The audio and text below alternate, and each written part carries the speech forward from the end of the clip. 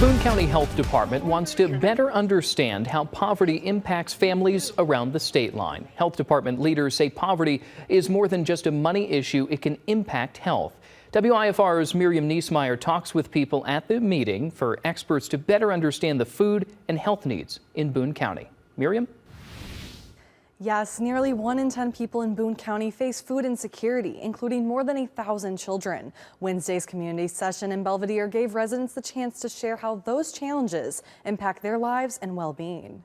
I was really in a bad situation. Arthur Okinski is one of dozen Boone County residents sitting with the County Health Department and Hunger Coalition for a roundtable discussion on poverty, food insecurity, and its impact on health. My relative took me in for a short time, and that really I believe, saved my life.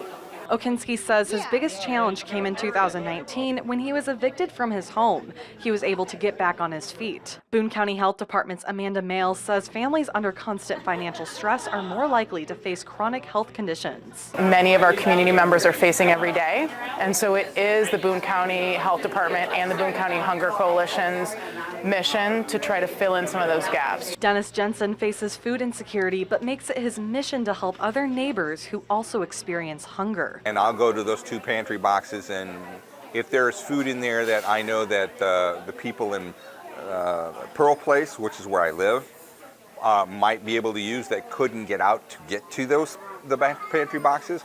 Jensen walks miles to pantries and brings food back to his building. To help feed the people in this area, I would bring back extra food to the house and put it out there. The health department says feedback from this session will be compiled into reports and shared with community leaders. Conducting community listening sessions like this allows us to hear directly from the mouths of the people who are living here.